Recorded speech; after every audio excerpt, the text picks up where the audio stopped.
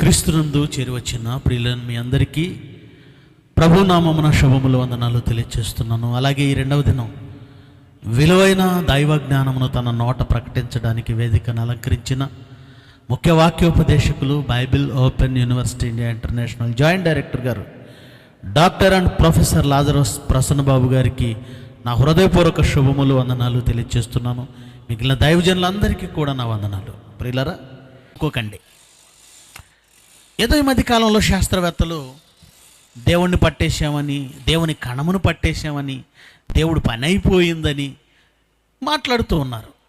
బహుశా దేవుడి గురించి, ఆయన జ్ఞానము గురించి చెప్పేవాళ్ళు సరైన వాళ్ళు లేకేనేమో ఈ ప్రపంచం ఇలా చెడిపోయింది. దేవుణ్ణి కూడా మానవుడిగా ఆలోచించటం, ఆయన జ్ఞానాన్ని, ఆయన ప్రణాళికలను కూడా సామాన్యమైన మానవుల వంటి ప్రణాళికల వలె ఆలోచించటం వల్లనేమో దేవుణ్ణే తప్పు పట్టడానికి మనిషి చాలా దుందుడుగుగా ముందుకొస్తున్నాడు. అంత తొందరపడకండి. ఆయన ఎవరో తెలుసా? మన తండ్రి. ఆయన ఎవరో తెలుసా?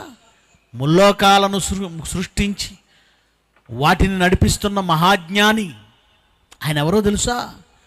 కొన్ని కోట్ల జీవరాశులను పోషిస్తూ ఎక్కడ ఏ చిన్న సమస్య తలెత్తకుండా నడిపిస్తున్న మహావివేకి. ఆయన ఎవరో తెలుసా? మనిషి చేత విమర్శించబడని మహావిజ్ఞాని. కొన్నిసార్లు అండి, అమ్మ కానీ నాన్న కానీ పిల్లల విషయంలో, చిన్న పిల్లల విషయంలో వాళ్ళు తీసుకునే నిర్ణయాలు పిల్లలకు వెంటనే అర్థం కావు. ఉదాహరణకు చిన్నపిల్లలు ఉన్నారనుకోండి, వాళ్ళకి ఐస్ క్రీమ్ కావాలి, మారం చేస్తారు. చాక్లెట్లు కావాలి, మారం చేస్తారు. లేదు ఫలానా మిఠాయి కావాలి, మారం చేస్తారు. ఐస్ క్రీమ్ అనేది వాడి ఆరోగ్యానికి మంచిది కాదు. ఇది తల్లికి తెలుసు, తండ్రికి తెలుసు. వాడు రోడ్డు మీద కనిపించినటువంటి ఐస్ క్రీమ్ బండిని చూసి నాకు ఐస్ క్రీమ్ ఇప్పించమని మారం చేశాడు అనుకోండి, తల్లి వద్దంటుంది, లేదా తండ్రి వద్దంటాడు. వాడు వినడు, నాకు కావాలి. అది లేకపోతే వాడు ప్రాణం పోతుందేమన్నంతగా వాడు ఫీల్ అయిపోతాడు. వాడంతా మారం చేస్తున్నప్పుడు తండ్రి ఏం చేస్తాడంటే, సరైన తండ్రి, నిజంగా బిడ్డ క్షేమాన్ని కోరే తండ్రి, నిజంగా బిడ్డ ఆరోగ్యాన్ని బాగును కోరే తండ్రి లాగి ఒకటి కొట్టి వాడిని చేయి పట్టుకొని లోపలికి ఇడ్చుకెళ్తాడు. ఆ తండ్రి అలా ఎందుకు చేశాడో ఆ పసివాడికి అప్పుడు అర్థం కాదు. అప్పుడు వాడి మనసు ఎలా ఉంటుందో చెప్పనా? మా నాన్న ఇంత కఠినుడు, ఇలాంటి దుర్మార్గుడు, పిసినారివాడు, నాకు ఐస్ క్రీమ్ కొనివ్వలేదు, మా నాన్న మంచోడు కాదు. ఇదే వాడు ఆలోచిస్తాడు. కానీ వాడికి ఒక వయసు వస్తుంది. ఆ వయసు వచ్చిన తర్వాత వాడు కూడా వివాహం చేసుకుంటాడు, వాడికి పిల్లలు పుడతారు. వాడి పిల్లలు వీడిలానే ఐస్ క్రీమ్ అడగడం ప్రారంభిస్తారు. అప్పుడు అర్థమవుతుంది, ఒకప్పుడు మా నాన్న ఐస్ క్రీమ్ అడిగితే ఎందుకు కొట్టాడో, ఎందుకు ఇప్పించలేదో, ఎందుకు నన్ను బలవంతంగా లోపలికి లాక్కెళ్ళాడో వాడికి అనుభవం వచ్చిన తర్వాత. ఇది చాలా చిన్న విషయం కదండి. మనుష్యులుగా మన తల్లిదండ్రులే మన విషయంలో తీసుకునే కొన్ని నిర్ణయాలు మనకు వెంటనే అర్థం కావు. గుర్తుపెట్టుకోండి, వెంటనే అర్థం కావు. అర్థం కావాలని రూల్ కూడా ఏమి లేదు. ఎందుకు అర్థం కావట్లేదంటే నీ మైండ్ చిన్నది, నీ వివేకం చిన్నది, నీ వివేచన చిన్నది, నీ వయసు చిన్నది. తల్లిదండ్రులు మన విషయంలో తీసుకునే నిర్ణయాలను తప్పు పట్టేంత జ్ఞానం మనకు లేదు, ఇంకా రాలేదు. ఆ వయసు వచ్చిన తర్వాత అప్పుడు అర్థమవుతుంది వాళ్ళు తీసుకున్న నిర్ణయాలు కరెక్టే, వాళ్ళు మన విషయంలో ప్రవర్తించిన విధానం కరెక్టే. ప్రియులారా, 6 అడుగుల ఆకారంతో 24 గంటలు మీ కళ్ళ ముందున్న మీ తల్లిదండ్రులు మీ విషయంలో తీసుకునే నిర్ణయాలనే అర్థం చేసుకోవడానికి టైం పట్టిందే, కొంత వయసు రావాలి కదా. అలాంటిది ఎక్కడున్నాడు మహానుభావుడు? మన కళ్ళ ముందు ఉండడానికి వీలు లేదు. ఆయన ఆ మహా ఆకారం, ఆ మహాజ్ఞాని, అనంతలోకాలను దాటిన, ఈ మహా విశ్వాన్ని దాటిన తర్వాత ఉన్న ఆ మహాలోకంలో ఆకాశమందు, పరమాకాశమందు, పరలోకమందు అక్కడున్నాడు. ఒక కళ్ళ ముందున్న వ్యక్తిని అర్థం చేసుకోవడానికి చాలా టైం తీసుకుంటుంది. కన్న తల్లిదండ్రులను అర్థం చేసుకోవడానికే టైం తీసుకుంటుంది. అలాంటిది ఆకారంతో, నీలాంటి నాలాంటి ఆకారంతో కళ్ళ ముందు లేని ఆ దేవుడు తీసుకునే నిర్ణయాలని అంత తొందరగా జడ్జి చేయడానికి who are you? What is your calibre? నీ సామర్థ్యం ఏంటి? ఆయన తీసుకునే నిర్ణయాలు వెంటనే అర్థం కావాలా? ఆయన ఎందుకు ఇలాంటి నిర్ణయాలు తీసుకుంటున్నాడో నీకు వెంటనే అర్థం కావాలా? అర్థం కాకపోతే తప్ప? నీకు అర్థం కాకపోతే అవివేకమా? నీకు అర్థం కాకపోతే దేవుడు లేనట్లా? నీ తల్లిదండ్రులు తీసుకునే నిర్ణయాలు వెంటనే అర్థం కావు కదా. మరి పరలోకమందున్న దేవుడు నీ తల్లిదండ్రుల కంటే, నా తల్లిదండ్రుల కంటే, అసలు తల్లిదండ్రులు అన్నవారి కంటే చాలా గొప్పవాడు, ప్రేమ కలిగిన వాడు. మీ పిల్లల విషయంలో మీరైనా తప్పు చేస్తారేమో, కానీ ఆయన పిల్లలమైన మన విషయంలో దేవుడు ఎప్పుడు తప్పు చేయడు కదా. మరి దుర్మార్గులకు కూడా ఆయుషిస్తూ బ్రతికిస్తున్నాడంటే, చెడిపోయిన సమాజాన్ని కూడా సహిస్తున్నాడంటే దానికి ఒక కారణాలు ఉంటాయిగా. ఆలోచించాలిగా. ప్రియులరా, మనమే కాదండి, చాలామంది భక్తులు కూడా ఆయన అర్థం చేసుకోలేకపోయారు. ఏమని అడుగుతున్నాడో ఒక భక్తుడు, దేవుణ్ణి ఏమని అడుగుతున్నాడో ఒకసారి చూడండి. ఇర్మియా గ్రంథం 12వ అధ్యాయము 1వ వచనం నుంచి.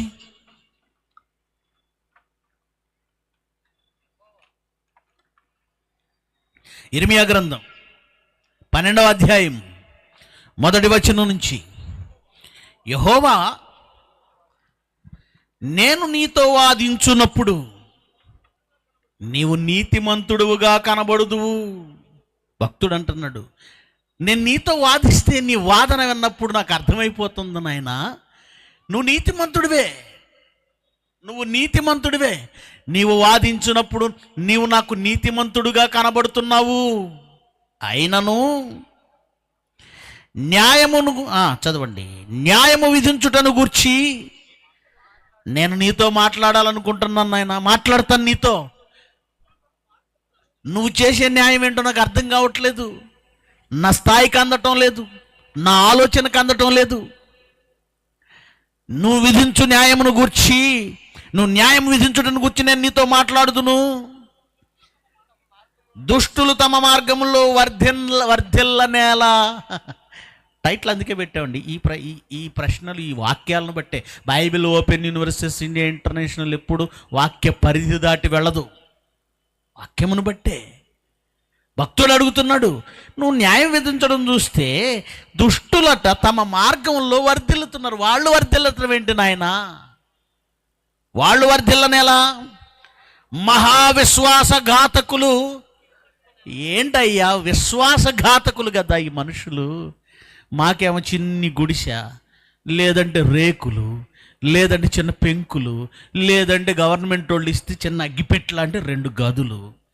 రిలయన్స్ నేత అంబానీకేమో 27 అంతస్తుల మహావిలాసవంతమైన సుఖాల బిల్డింగా. నమ్మాడా? రిలయన్స్ అధినేత అంబానీ నమ్మాడా దేవుణ్ణి? మనకేమో చిన్న పూరిల్లా, చిన్న గుడిసెలా. మనకేమో చిన్ని నా అడగడానికి కూడా ఏమంటారు, సైకిళ్ళు కూడా లేని వాళ్ళు ఉన్నాం, బైకులు లేని వాళ్ళు ఉన్నాం. కానీ దేవుణ్ణి నమ్మని విశ్వాసఘాతకులు కదండి. దేవుణ్ణి నమ్మని వాళ్ళు కదా. వాళ్ళు కోటీశ్వరులేంటి, వాళ్ళకు సుఖాలేంటి, వాళ్ళకు భవనాలేంటి, వాళ్ళకు ఆస్తులేంటి, వాళ్ళకు ఐశ్వర్యాలేంటి, అంతస్తులేంటి. పైగా నిన్ను నమ్మని విశ్వాసఘాతకులు, వారు సుఖింపనేలా, దుష్టులు వర్ధిల్లనేలా.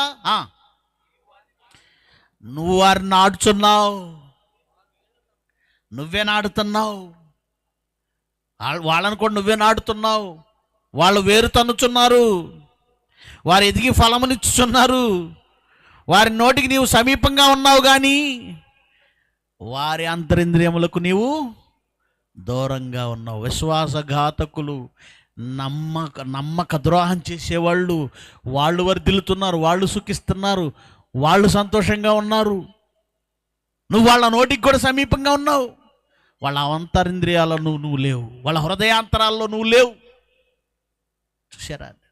భక్తుడు అడుగుతున్నాడు, అయ్యా నీతో వాదిస్తేనేమో నువ్వు చేసేది న్యాయం అనిపిస్తుంది, కానీ అసలు నీ న్యాయం చూస్తుంటే నాకు ఎన్ని సమస్యలు అంటే నాకు అర్థం కాలేదని అడుగుతున్నాడు భక్తుడు. అందుకే దేవుడు ఇలాంటి భక్తులు చాలామంది ఉన్నారు బైబిల్లో. అలాగని మనం వాళ్ళకంటే గొప్పవాళ్ళమేం కాదండి. వాళ్ళు మనకంటే చాలా రెట్లు గొప్పవాళ్ళు, చాలా రెట్లు గొప్పవాళ్ళు కనుకనే విశ్వాస వీరులుగా బైబిల్లో చోటు సంపాదించుకున్నారు. వాళ్ళకే దేవుడు అందలేదు. అంత ఉన్నతమైన న్యాయమైనది. అలాంటి మరో భక్తుడే యోబు గారు కూడా తనకొచ్చిన కష్టాన్ని, బాధని చూసి నేనేం తప్పు చేశానయ్యా, నా పిల్లలు ఎక్కడైనా తప్పు చేస్తారేమో, నేనేమైనా తప్పు చేస్తానేమో, ప్రతి నిత్యము పాప పరిహారార్థ బలులు నీకు అర్పిస్తూ నిన్ను నిత్యము సేవిస్తున్నానే, యథార్థవంతుడను, న్యాయవంతుడను, భయభక్తులు కలిగిన వాడిని, నాకెందుకు ఇది వచ్చింది, నేను కాదు న్యాయం తప్పింది, నువ్వే న్యాయం తప్పావు, నా మీద ఎందుకు ఇలా పగబట్టావని మాట్లాడుతున్నాడు. అలా అని దూషించలేదు, తప్పు మాట్లాడలేదు, అడుగుతున్నాడు నా విషయంలో ఎందుకు ఇలా చేసావని.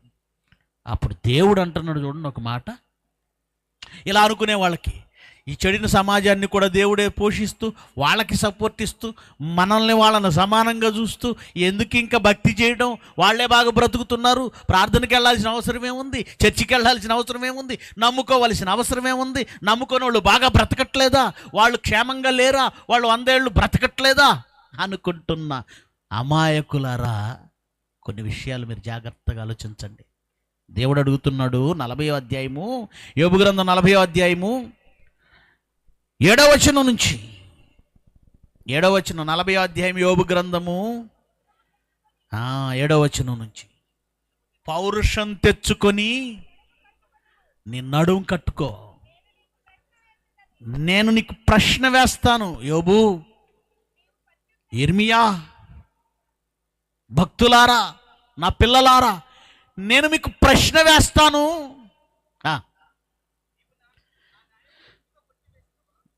నేను నీకు ప్రశ్న వేస్తాను, నువ్వు సమాధానం చెప్పు. నీవు నా న్యాయమును బొత్తిగా కొట్టివేస్తావా? యోబు, నా న్యాయాన్ని బొత్తిగా కొట్టేస్తావా? ఇర్మియా, నా న్యాయాన్ని బొత్తిగా కొట్టేస్తావా? దుష్టుల్ని నేనే నాటాను, వాళ్ళు వర్ధిల్లుచున్నారా, వాళ్ళు సుఖిస్తున్నారా? అయితే నేను అన్యాయం చేస్తున్నానా? నా న్యాయమును మీరు బొత్తిగా కొట్టివేయుదురా? నిర్దోషివి అని నువ్వు తీర్పు పొందడానికి నా మీద అపరాధాలు మోపుతావా? మనిషి దొరికిపోయాడు దేవుడికి. దేవుడి మీద నేరాలు మోపే ప్రతి వాడి వెనకున్న మనసులోని ఆలోచన ఏంటో తెలుసా? ముందు మనోడు మంచోడు అనిపించుకోవాలనుకుంటున్నాడట. నీవు నీతిమంతుడు అని తీర్పు పొందుటకు నా మీద నేరం మోపుతావా? యోబు, ఓ మనిషి, నువ్వు నా మీద నేరం మోపుతున్నావా? దుష్టులు ఎదుగుతున్నారు, వర్ధిల్లుచున్నారు, గొప్పవాళ్ళు అయిపోతున్నారు అని నువ్వు అనుకుంటున్నావు. ఎందుకలా జరుగుతుంది? ఆలోచించండి. దేవుణ్ణి ప్రశ్నించే ముందు ఆయన మనకు సమాధానాలు 66 పుస్తకాలు ప్రశ్నించండి నేర్చుకోవడానికి. ఇదేంటి తండ్రి అని అడగండి, ఇదేంటి అని అడగండి. ఇదేంటి తండ్రి, సమాధానం చెప్పండి. ఇదేంటి తండ్రి, నేర్చుకోవాలి. ఇదేంటి ఇలా చేసావు, అలా వద్దు. క్వశ్చన్ ట్యాగ్లో మార్పు ఉంది, క్వశ్చన్ ఫార్మాట్లో మార్పు ఉంది. ఆయన న్యాయాన్ని ప్రశ్నించుకో. ఎందుకంటే దేవుడు చేస్తున్న న్యాయ విధులు, దేవుడు తీసుకున్న నిర్ణయాలు ఎంత ఉన్నతమైనవి అంటే 1-2 విషయాలు మీ ముందుంచి ముఖ్య వాక్యోపదేశకులకు నేను సమయం ఇస్తాను. ప్రియులరా, ఈ భూమి మీద రాజ్యాంగాలు ఉన్నాయి, చట్టాలు ఉన్నాయి, న్యాయ వ్యవస్థలు ఉన్నాయి, న్యాయ సూత్రాలు ఉన్నాయి, న్యాయస్థానాలు ఉన్నాయి. న్యాయస్థానాలు శిక్షలు విధించడం అనేది మనకు తెలుసు. నేరం చేసిన వాళ్ళకి చేసిన నేరాన్ని బట్టి శిక్ష ఉంటుంది, శిక్ష కాలం ఉంటుంది, శిక్షలలో స్థాయిలు ఉంటాయి, దశలు ఉంటాయి. మర్డర్ చేసిన వాడు అనుకోకుండా చేశాడా, లేదంటే పగబట్టి చేశాడా, దీనిని బట్టి కూడా శిక్షా కాలం ఉంటుంది. అటెంప్ట్ మర్డర్కు ఒక శిక్షా కాలం ఉంటుంది, అత్యాచారానికి ఒక శిక్షా కాలం ఉంటుంది, దొంగతనానికి ఒక శిక్షా కాలం ఉంటుంది. శిక్షల్లో స్థాయిలు ఉంటాయి. సాధారణ జైలు శిక్ష లేదా కఠినమైన కారాగార శిక్ష, తేడాలు ఉంటాయి. చివరికి ఉరి శిక్ష, అది వేరే స్థాయి. ఇక్కడ మీరు జాగ్రత్తగా ఆలోచిస్తే అది ఏ శిక్ష అయినా వాళ్ళను జైలుకు, చెరసాలకు పంపడం వెనక ఏంటి న్యాయ వ్యవస్థకున్న ఆలోచన? ఎందుకు పంపుతున్నారు? కారణం ఏంటి? వాళ్ళకున్నటువంటి ఆ పూర్తి నిర్ణయం, అంటే వాళ్ళు తీసుకుంటున్న నిర్ణయం వెనక వాళ్ళకున్న ఆలోచన ఏంటి? చట్టానికి ఉన్న ఆలోచన ఏంటి? లేదా న్యాయ వ్యవస్థకున్న ఆలోచన ఏంటి? లేదా రాజ్యాంగానికి ఉన్న ఆలోచన ఏంటంటే మార్పు. ఏంటది? మార్పు. ఓ 6 నెలల జైలు శిక్ష ఒక వ్యక్తికి వేస్తే దాని ఉద్దేశం ఈ 6 నెలలలో అతన్ని ఒక సాధారణమైన వ్యక్తిగా మార్చి సమాజంలోనికి తీసుకురావాలి. దొంగతనాలకు అలవాటు పడ్డాడు ఇతను.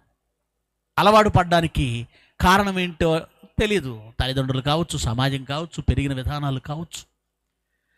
దొంగతనాలకి అలవాటు పడి సామాన్యమైన జీవితం, పని చేయడానికి అలవాటు పడలేదు. ఈ దేహం సోమరిగా మారాడు, దొంగతనాలు మాత్రమే. అందుకే ఈ 6 నెలల్లో లేదంటే ఈ సంవత్సరంలో అతని చేత పని చేపిస్తారు. పొలం పని చేయించవచ్చు, రాళ్ళు కొట్టించవచ్చు, కార్పెంటరీ వర్క్ చేయించవచ్చు. ఏ పనైనా ఈ 6 నెలల్లో లేదా సంవత్సరంలో పనికి అతన్ని అలవాటు చేసి, శిక్షలు పడడం వల్ల లేదంటే అతని జైలు జీవితంలో అతను పరిస్థితులను బట్టి నెమ్మదిగా తన గురించి తాను ఆలోచించుకొని, ఎందుకు నేను భార్య పిల్లలకు దూరం అయ్యాను, ఎందుకు సమాజానికి దూరం అయ్యానని తాను ఈ శిక్షాకాలంలో తన ఆలోచనలు మార్చుకొని అతను సాధారణమైన జీవితం గడపాలి. అది వాళ్ళ ఉద్దేశం. అది వాళ్ళ ఉద్దేశం. ఆ ఉద్దేశం ఎంతవరకు నెరవేరుతుందనేది తర్వాత ఆలోచిద్దాం. ఉద్దేశం అయితే మంచిది. నిజంగా ఈ ఉద్దేశాలు నెరవేరుతున్నాయా? జైల్లోకి వెళ్ళిన వాళ్ళందరూ అలాగే మారి వస్తున్నారా? ఇంకా కఠినమై వస్తున్నారా? హత్య చేసిన వాడు అక్కడికి వెళ్ళి మారుతున్నాడా, లేదా ఇంకో హత్య చేయడానికి బయటకు వస్తున్నాడా అనేది తర్వాత విషయం. ఎందుకంటే నిర్ణయం, ఆలోచన మంచిదే కానీ దాన్ని సరిగా అమలు చేస్తున్నారా లేదా అనే దానిపైన ఆధారపడి ఉంటుంది. అంటే ఉద్దేశం అయితే మంచిదేగా, మారాలనేగా. ఒక హత్య చేసిన వాడు మారాలని చట్టాలు కోరుకుంటున్నాయి, గవర్నమెంట్ కోరుకుంటుంది, రాజ్యాంగం కోరుకుంటుంది. గుర్తుపెట్టుకోండి, మారాలనే కోరుకుంది, చావాలని కాదు. అలాంటప్పుడు మరి దేవుడెవరు? దేవుడెవరు? అసలు ఈ భూమి మీద న్యాయ వ్యవస్థ ఏర్పడడానికి ఆయనే ప్రధాన కారకుడు. చట్టాలు ఏర్పడడానికి కారణం ఆయన మాట. ప్రపంచ దేశాల రాజ్యాంగాలు రావడానికి కారణం ఆయన మాటే. ఆ మాటను బట్టే ప్రపంచ దేశాల రాజ్యాంగాలు రాయబడ్డాయి. ఆ న్యాయమును బట్టే న్యాయ వ్యవస్థలు ఏర్పడ్డాయి. ఆ న్యాయమును వాళ్ళు ఎంతవరకు నిలబెట్టుకుంటున్నారనేది తర్వాత సంగతి. కానీ న్యాయం ఆయన మాట నుంచి.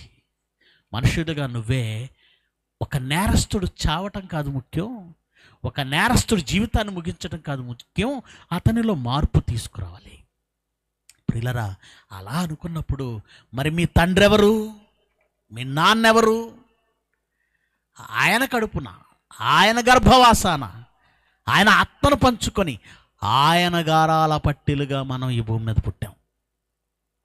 సహజంగా అండి, ఒక తండ్రికి 4 పిల్లలు ఉన్నారనుకోండి, 4 తండ్రికి సమానమే, 4 తల్లికి సమానమే.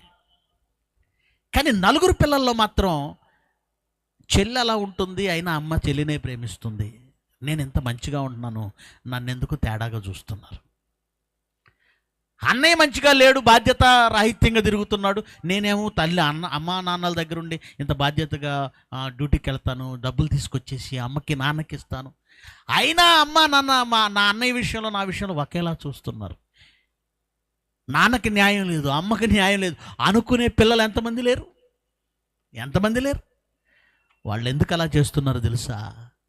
వాడు దుర్మార్గుడైనా వారి రక్తాన్ని పంచు పుట్టినవాడు, వాడు దుర్మార్గుడైనా వాళ్ళ గర్భవాసం నుంచి వచ్చినవాడు. నువ్వెలాగైతే తల్లిపాలు తాగేవాడు అలాగే తల్లిపాలు తాగాడు. నువ్వెలాగైతే గారాల పట్టిగా పెరిగావు వాడు అలాగే.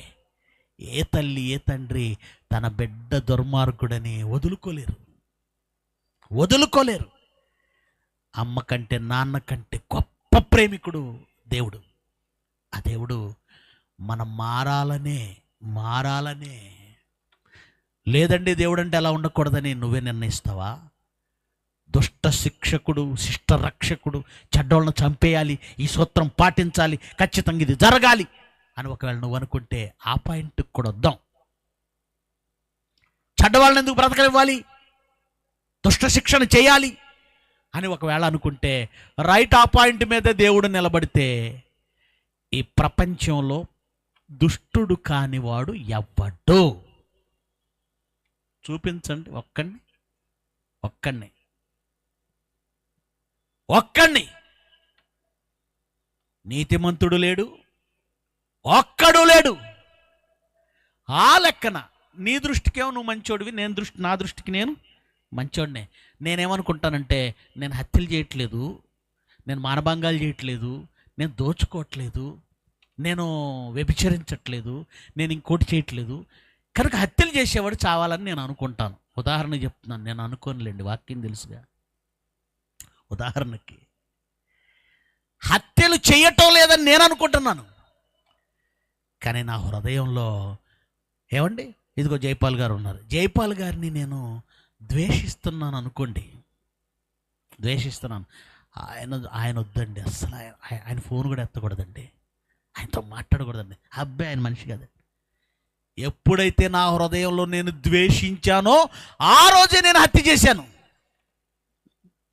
హత్యలు చేస్తున్న వాళ్ళని చంపేయమని కోరుకున్నావు కదా, అయితే హత్యలు చేసిన దావూద్ ఇబ్రహీంను చంపే రోజునే ఎవరిని చంపాలి దేవుడు? ఎవరిని చంపాలి?